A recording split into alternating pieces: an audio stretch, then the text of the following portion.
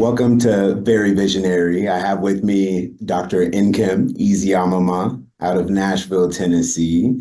And Dr. Nkem is an emergency department medical doctor, and she is also involved with real estate investment through Pheenyx Capital.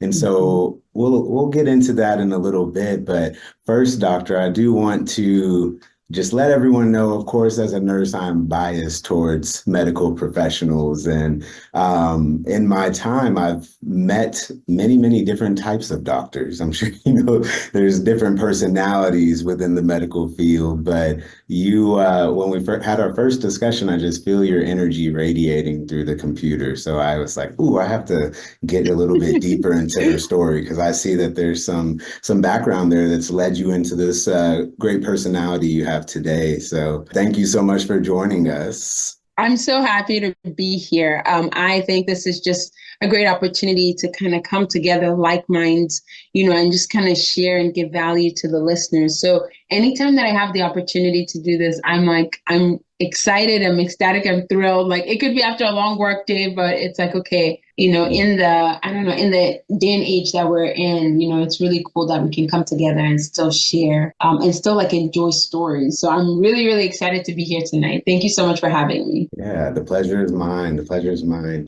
You as an emergency department doctor, is that something that you had planned on doing, or how did you end up in this space that you're in? So for as long as, I've gotten this question a lot of times, like, how did you end up in the ER? How did you even end up in medicine? And I don't have a great answer. I just, I worked hard. And for as long as I can remember, I've always felt like I was supposed to be a doctor. And I from just a young age, I was like, I'm gonna impact life through health. And that's how I've always, the farthest memory that I can remember.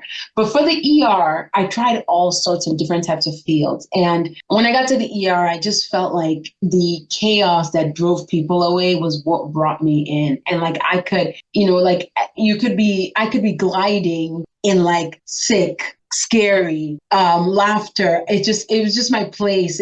I found solace in the ER, and I felt like I could be different people to different people. And to me, I think that was just really cool. Like, I can meet someone, when, a young woman is giving birth, and I be that person who brings life into the world. Or I could be with someone else when their dying relative has come to the ER, or in between that, laughing with a little kid trying to look in their ears. So I just got to do everything. The stories that I have lived through in the ER are spectacular. Except you're in it, you will not understand it. But I got the best of both worlds. I got to use my hands, and I got to use my brain. So I just love being in the ER. Yeah, that's an awesome depiction of your experience there, because you clearly have an appreciation for all of the moments you get to experience, right? But yes, they can differ so dramatically, and sometimes you go from a gruesome scene and have to throw on a smile and be present for someone else who's not having that experience with you. Exactly. And that takes a very special person to do that. Yeah, and thank you. Me having background in the ICU, I kind of like having a little more. Yes. I got in trouble on a job interview from saying control. I meant structure, I feel it's more of a controlled environment than the emergency department. Yes, certainly, 100%. Yes. But interview question, anybody listening, don't say control in the hospital, because you don't have any control according to them. It's true. That is very true. Yeah. But the emergency department is such high-paced environment, and for you to have this personality that's presenting me on the screen, how do you stay resilient and durable through those experiences in the ER? Oh, so you have to realize that people are dependent on you. You meet people at their worst times. No one's coming to the ER to hang out. No one's coming to the ER to have fun. And so it's from that mindset that you can be present for any and everyone. And it's from that place that you realize, resilient is the word, but also there's a lot of gratitude when you realize what you're blessed with, like just how you realize the fragility of life. And that's how you show up every day. So it's not always roses and butterflies. It's hard for a lot of people when they're in the emergency room, because like I said, they're not there by choice, but you push past all of that emotion. And you said it so well, like I have to show up for every single person at where they are. So like I can't, I have to be happy when that little kid is happy. I have to be sad when the young girl just lost her parents, or the coworker, lost their coworker, because that's the only person that we could get. That was the only contact information we had, or something else, or even sit and be present when an elderly woman has no one to talk to but me. So you meet people wherever they are. And I think that's where the resiliency comes in. It's like, we will do hard. And another thing is, what makes it doable is the team. It's a special breed of people that work in the ER, but we are a team. I can't work without my nurses.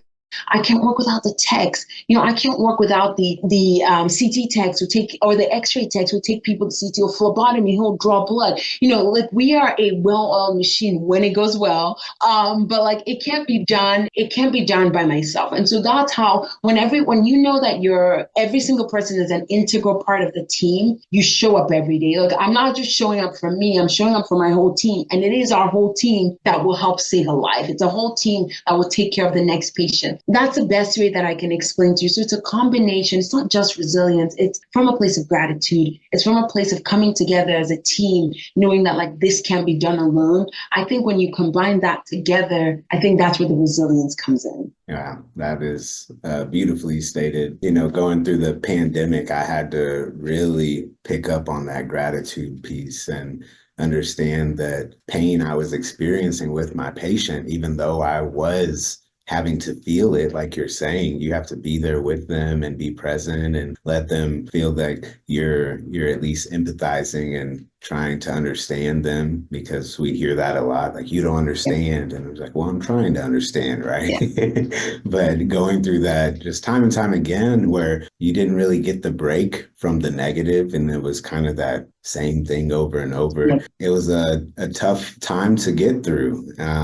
Especially in the emergency department. How was that mindset needing to shift in order for you to persevere through those times of the pandemic? So I will say this, the pandemic sucked. It's one thing to know that you signed up to be in the ER, but then it's another thing to be like, we are in the front line or on the front line. It was like, well, I didn't sign up for that, but I didn't have a choice. And so there was a ton of emotion. And I'm not going to sit here and tell you that like it was great. It was horrible. There were times where, like seeing my first COVID-19 patient, I was thinking, am I going to die too? But I didn't have a choice. I signed an oath. It's to do no harm and to take care of my patient.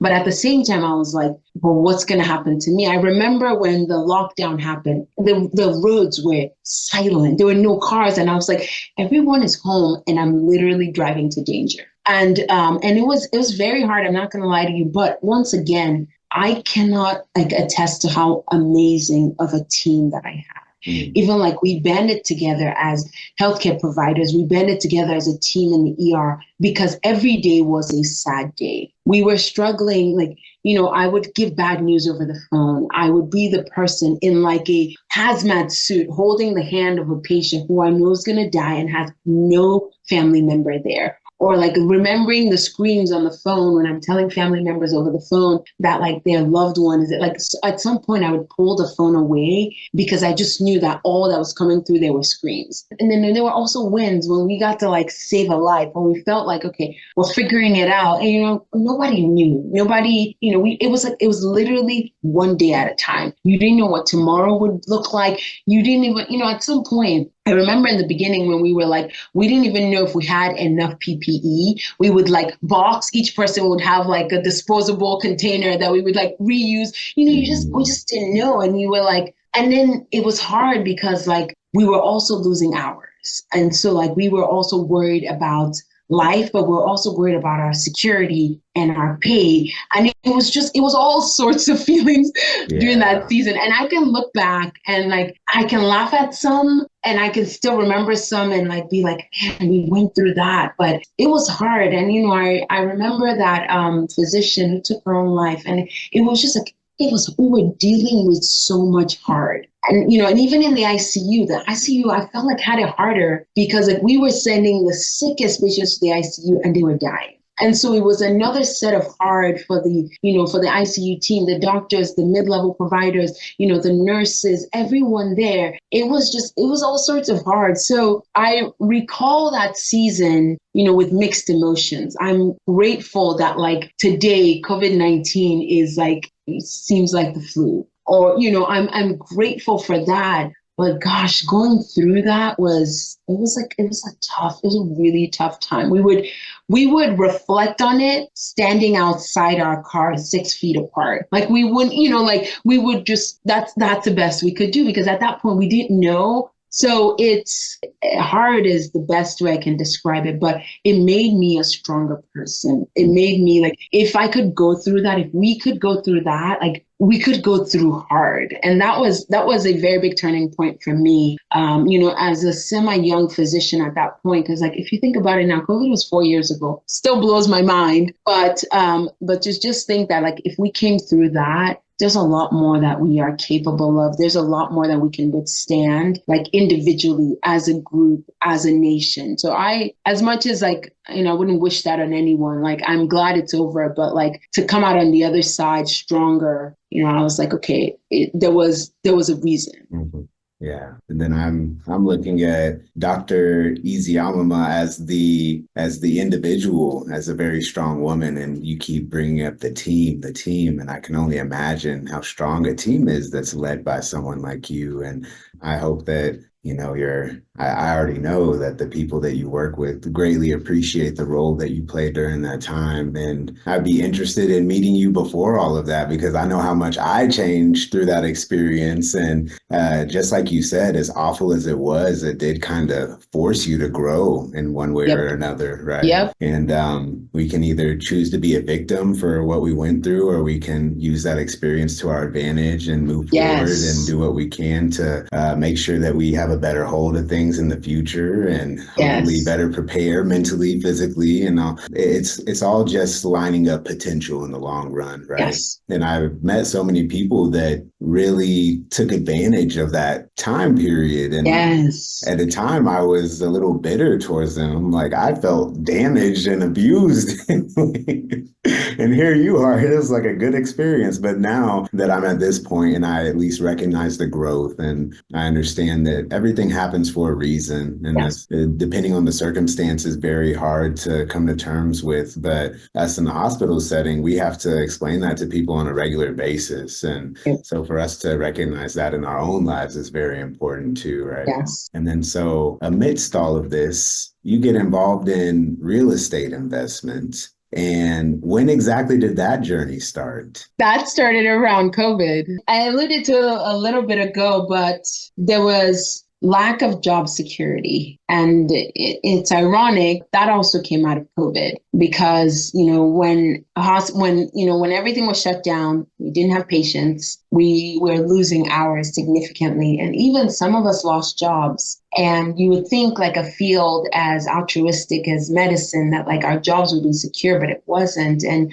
I had colleagues who would get a second job, a third job, just to average the hours. Mm-hmm. And I started realizing, and I had always been smart about my finance. So I'd always invested in one thing or the other, but I never really gotten into real estate. And it was really, really, really the brunt of COVID-19 that helped me see that, I can't put all my eggs in one basket. I really have to start thinking about diversification, how to grow wealth, and then figuring it out for me and then figuring it out for others, family, friends, colleagues, investors now. But that's how it started. It was just like, well, what I need to make sure that I'm taken care of because no one else is going to take care of me. And I needed to figure out what that looked like. What did it look like to work so hard and to be a high income earner? But like that can easily slip away if you don't, if you don't do the right things, if you don't invest wisely, if you don't find other means to grow your wealth.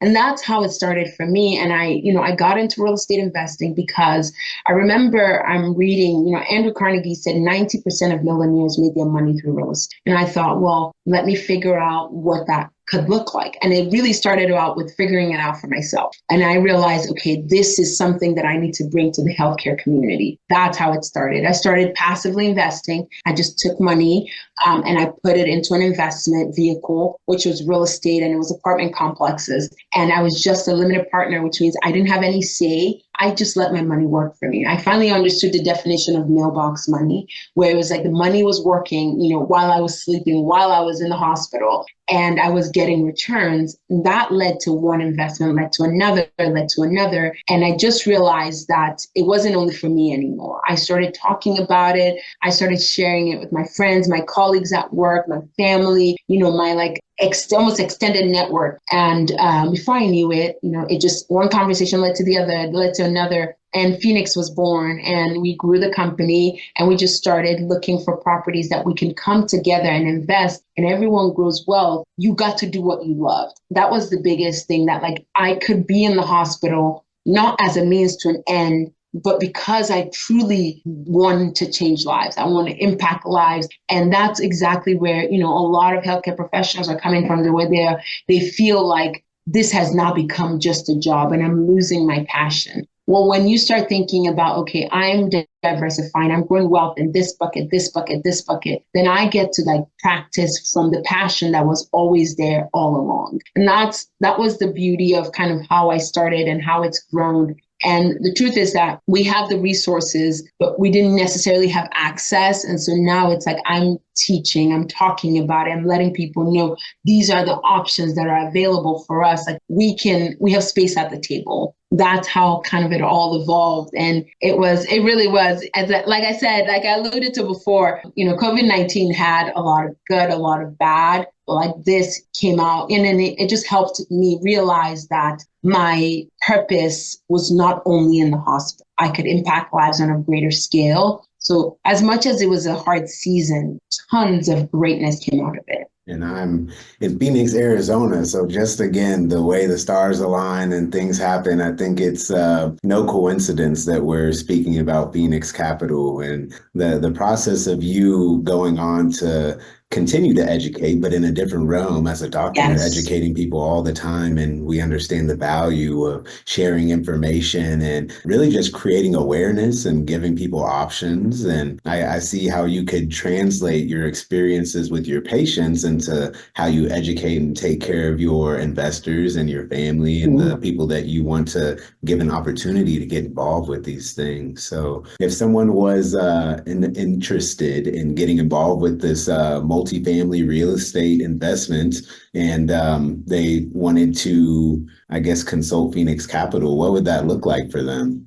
So there are multiple ways that you can definitely reach out to me. One of at least to start, a lot of the beginning conversation is really just figuring out what your goals are, what you want to do, making sure that we align together. And I think that's the start of it. Before we even start talking about investing, it's what do you want to do? Where do you see yourself in 5 years? How much passive income do you want to grow? What could that look like? What are you already involved in? How much real estate do you know? What path do you want to take? I think that is the biggest thing. I think that you align, you make sure that we're aligned in values, vision, our mission, what Pheenyx is all about and where we're going. And I think that to me is the biggest thing. And I think that's what resonates with a lot of our investors, because we are on the same page. They know every second where I'm going, where I'm heading, what we're doing, every investment that comes in, it aligns with who we are and what we stand for. So that's the first conversation. But I'm on LinkedIn, and I'm on a lot of the social media platforms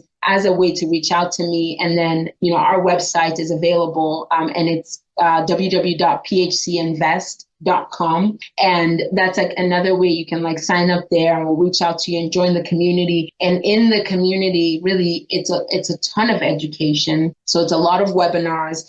It's a lot of just like putting out good quality information on what investing is, what real estate investing is, what does it mean to be a limited partner, what do you need to look out for when you're looking for a deal, what should returns look like, who should you be working, like just like really solid information, I think. And then also bringing in experts in the field to also educate. I think that's very, very important as well. But that's like, those are the beginning steps. It's like really sitting down, figuring out your goals, what you want to do, how you want to grow, and then take it from there. And it's mostly other healthcare providers that are involved with your organization? So our target are healthcare professionals, but it's really busy professionals who just want to grow wealth outside of their W-2, their 9-to-5 job, just as a way to kind of like build and diversify their portfolio. A lot of nurses through the pandemic took on travel assignments and then got involved in real estate, from what I saw, more of a Airbnb side of things. How does this opportunity compare to someone trying to get involved in that way? It's different because when you are part of a syndication, which is where we pool money together and we buy these big apartment complexes, we own and we manage and we run them, and then we get, the returns from that gets distributed to everyone who's investing. It's passive. You're not doing anything. You're not running. You're not taking care. You're not like unclogging toilets. You're not fixing apartments. You're just, you get to do what you love while you're making money. And that's the difference between, I think, like if you want to do an Airbnb or short-term rentals or single family homes, a lot of the times you are running it. You are in charge. You might be able to get a property manager to kind of help, but that eats into the cost. So once again, and that's the initial conversation, is how does this align with your big goal? If your goal is, I want to be involved, I want to be in the day-to-day activity, then something like that is better for you. But if you're like, I want to invest passive, as this is one of my passive sources of income, then you are not worried about anything. You will not be making decisions. You will be made aware of everything. So you'll get the financials, you understand how it's running because it's a business, but you don't have to worry about making any of the decisions. You let us make the decisions and you just reap the benefit. Nice. Sounds like a great opportunity to me. And are you going to stay in Nashville, or your family's not in Nashville, are you? Right? Okay, great question. Oh, that's a loaded question. So I love Nashville. Since I finished training, I have been in Nashville. It's what I know. So my family is all over the country, all over the world. My parents are still back home in Nigeria. So and I have siblings like around the country, and I have siblings in Nigeria as well. Home can be a lot of places. It's truly where I come home at night. And it's because my family's so spread out. Home means something different to me. So I am not tied to Nashville. If there was some reason that took me somewhere else, it has to be worth it. But I can make a lot of places work. I can make a ton of places work. I didn't even think I would make Nashville work, but I love Nashville. And I trained in Charlotte. I love Charlotte. I went to medical school in DC. I love that area. So yeah, it doesn't take much to make me comfortable. They say home is where the heart is, right? Home is where the heart is. Yep. And then were you born in Kenya? I was born in the U.S., but I moved back to Nigeria within 4 weeks of like when I was born. So I was only born here, but I was raised in Nigeria.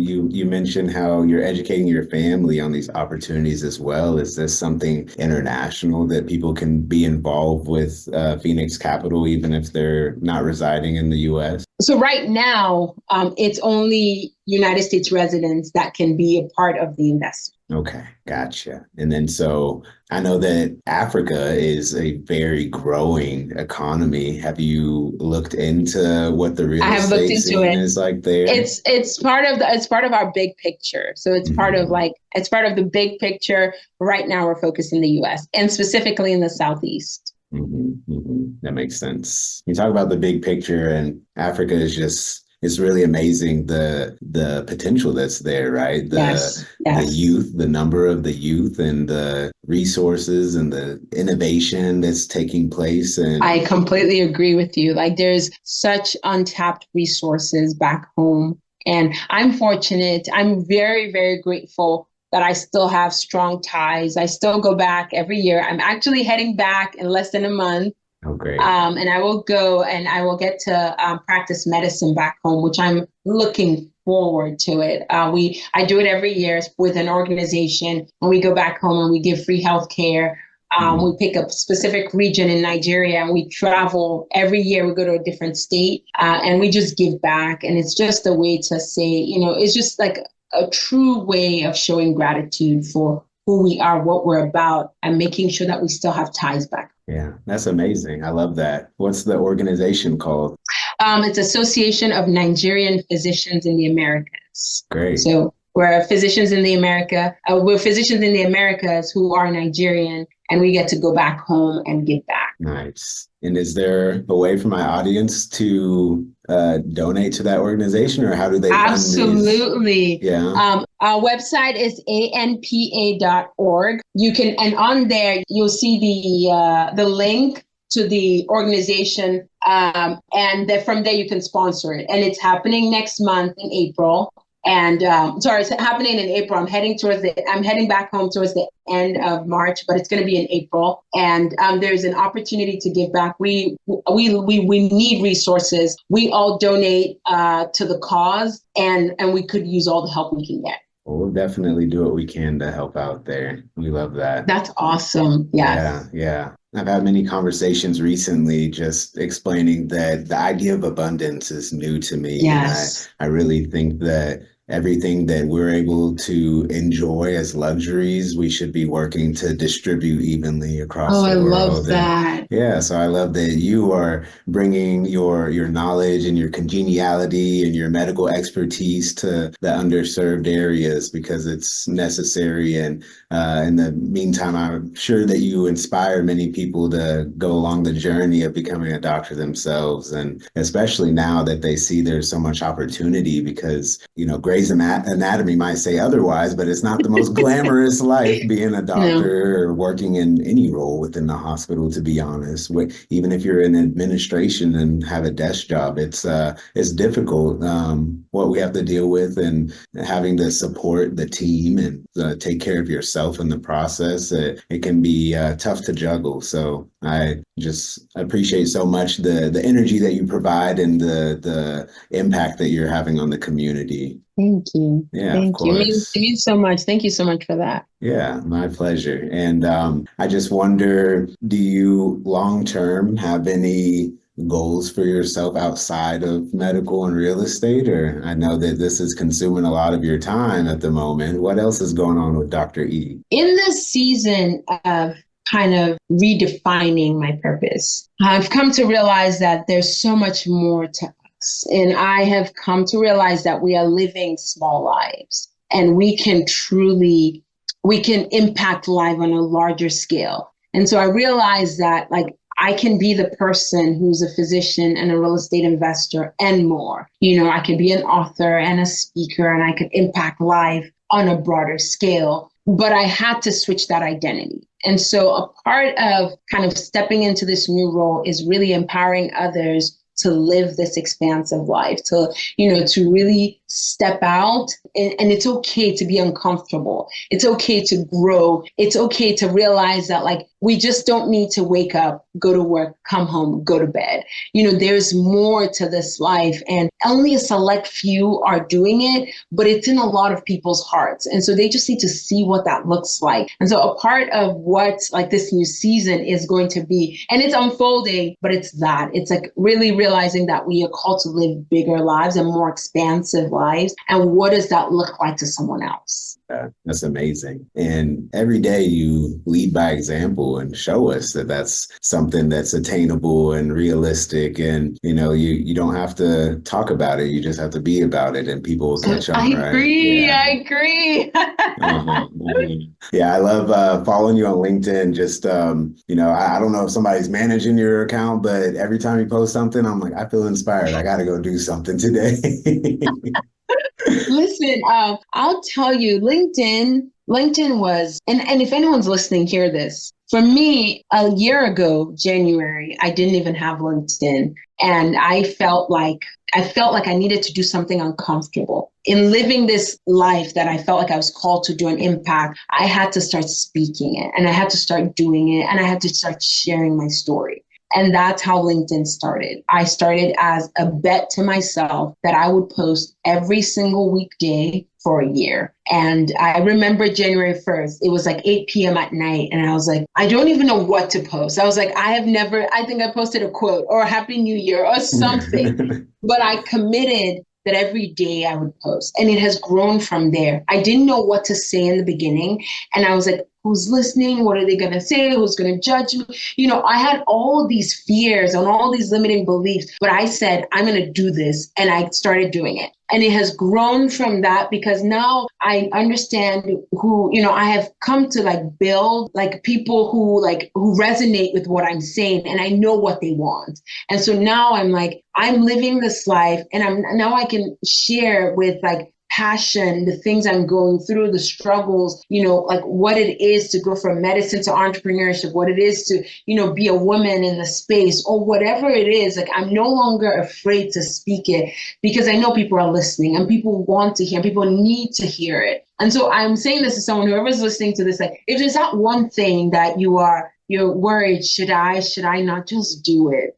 Just do it because and I didn't even know, I didn't even know that Blakely reads my, LinkedIn every day, but he does. And I'm so grateful to hear that because some days it's harder than others to post. And some days I'm like, what will they say? I don't have anything to say. But now it's okay, it doesn't matter. If you touch one person, that's all that matters. So if it's not, I'm not reading, I'm not doing it so that 10,000 people will follow me or, it's okay, did I touch someone today?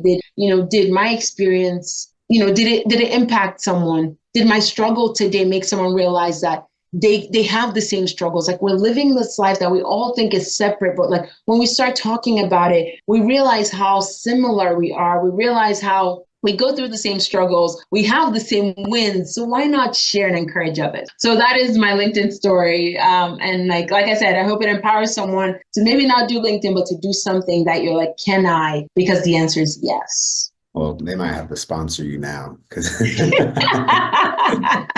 somebody doesn't have a LinkedIn, they're listening to this, they're making it right now. They're wow, but I love that so much. I just, I always think about potential and you just hit the nail on the head there, talking about your experience as, you're a woman of color, you're a woman, you're a doctor, you're very, very unique as an individual. But at the same time, there are other doctors out there. There are other females out there. There are other people out there that have that potential and can live this life and do the things they've dreamt of and be comfortable and create, right? But the fear piece is really what holds people back. And when it comes to us tapping that potential and making things happen within our life, if we can get over the fear piece, then we have 10 times more potential and possibility that faces us immediately, right?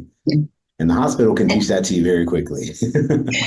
And I'll say something. I am afraid every day. Mm-hmm. I have doubt every day. And I said something, I don't know, a few weeks ago. I really love that saying that courage is not the absence of fear. It's feeling the fear and doing it anyway. So I am terrified half the time. But I have told myself that the terror will not stop me from making that phone call. It won't stop me from pressing enter. It won't stop me from reaching out. It won't stop me from stepping on stage. It won't stop me from whatever it is you are thinking of. It's very easy to dream and to let that end in a dream. It's very easy to set goals and let that end there because of fear. Fear is so crippling. But when you break through that, when you push past that, you sit down and you chuckle because you realize it wasn't that bad. Whatever it is, it was not that bad. And so I've learned to understand that fear will come. When you're doing something new, when you're doing something different, when you're going against the grain, when everyone is going left and you're going right, you will be afraid because no one else has done it. No one else has felt it. But it shouldn't stop you. I hope it doesn't stop you because it's on the other side that magic happens. It's on the other side that you really grow. It's on the other side that you realize your full potential. But you have to push past that fear. And if you don't, you just might be comfortable, but you're called to be more than that. So yes, I completely resonate with what you're saying in that fear stops us, fear hinders us, but it doesn't have to, because bravery is not lack of fear. Like courage is not the lack of fear. It's I'm going to do it regardless of that. I'm going to do it afraid. I'm going to do it shaking, but I'm still going to do it. Mhm. Yeah, it's funny you say do it shaking. I just think of how many medical procedures we have to do where you're nervous in the moment and people are watching you and you have to Like your really get hands are gathered. literally like, yeah. Yeah, that's funny. And then, yeah, this is definitely added to the compilation of conversations I could have so gratefully used in 2020, but everything happens for a reason at the right Yes. time. And it's given me the opportunity to reflect on those days where Yes. I would just Yes. wake up feeling anxious, knowing what I had to go face. And the trip to the hospital was always the worst part of the day.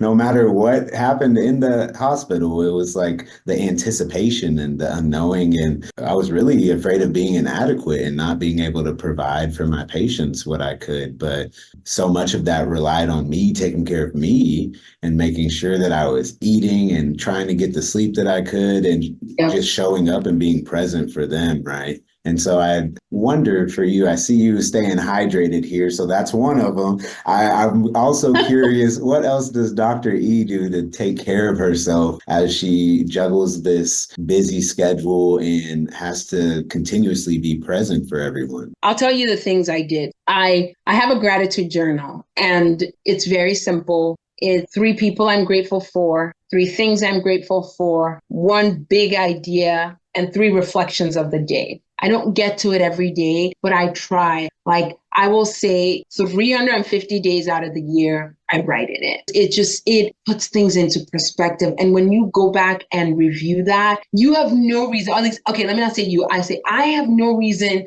to complain or to be upset or to be sad because I have people. I have things I'm grateful for. I have ideas that I can implement on, and I can reflect on things I didn't do well and improve them. And so that was a very big thing that I did.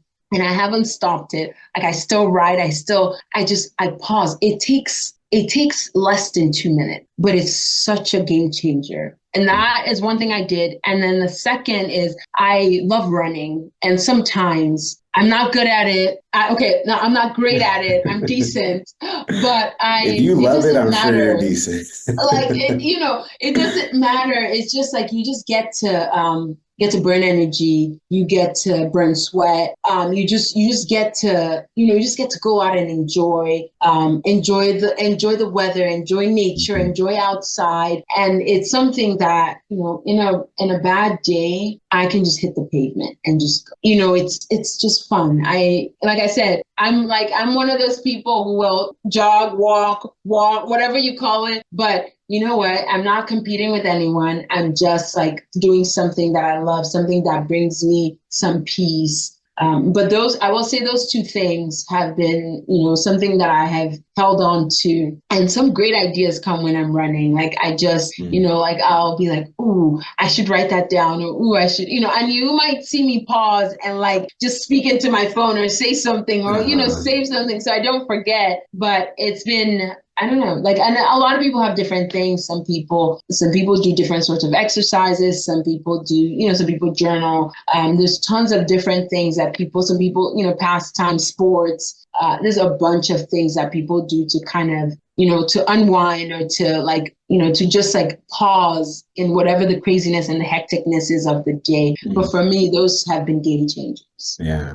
what I hear is that you have a mindfulness practice and you have a physical practice that Yeah. help support you in all of your professional endeavors. Because Yes.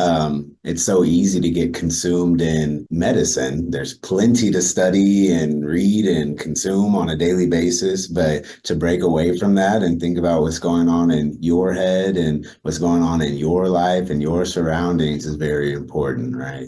Yeah. Yes. Mhm. 100%. Nice. Well, I'm not going to keep you much longer here, Dr. E. I will make sure we get those links included in Okay. the bio. Yes. We're going to raise some money for you. And Yes. yeah. And it's anpa.com, correct? .org. .org. Okay, got it, Yeah. got it. We'll make sure to get that right. And Pheenyx Capital, yes, big Yes. shout out. Everybody Yay. reach out to Pheenyx Capital. It's a great opportunity for really anyone to explore, but especially if you're a healthcare provider, because Yes. we deserve to have these opportunities and these resources Yes. and find a way to survive and thrive outside of the hospital setting Yes. and not have to rely on the healthcare system for our well-being, because we can Yes. take care of ourselves and we're there to take care of other people, right? Yes. Right, Yes. right. So we take things into our own hands, and Dr. E has shown us that all it takes is a little determination and some Yes. consistency, and whatever we want to bring Yes. into fruition, we can make it happen, right? Yes. Oh, you Yes, summed it up man. so well. Oh, good. Thank you. Thank you. I've been listening, Oh, I promise. you really have been listening. Oh, this was Yeah, so great. I This agree. was wonderful. Thank you for thinking about me. Thank you for continuing to share stories of amazing people through your platform. I think it's awesome. So I'm really grateful to be here, and I'm just grateful all around. Thank you. Yeah, thank you so much. I explained to you that this is kind of a new beginning for me, Yes. and for my first guest to be a female and my second guest to be a female, it really makes me feel good because it wasn't planned. But as a girl dad, I just every day look Oh, for opportunities to inspire my daughter and let her know that mm, there's plenty of people like you in this world to look up to and try to yes. emulate in a way. But at the same time, whatever unique goal or dream she has equal capability and resource to make Yeah. it come to fruition, right? Yeah. Yeah. Yes. Yeah. So thank Yes. you for being just a great role model and having an impact on the world, and not only your community in Nashville, but all the way into Africa and international. And Yes. however I can support your endeavors, you let me know. Deal. Thank you so much. I'm so grateful. Yes, ma'am. Yes, ma'am. My pleasure. And thank you to our audience on Very Visionary. Whoa, excuse me. And I hope you guys got something out of today with Dr. E, and that her time is so valuable and she's given us so much value here. And I really hope that you guys look into all of those resources and go support anpa.org. Yes.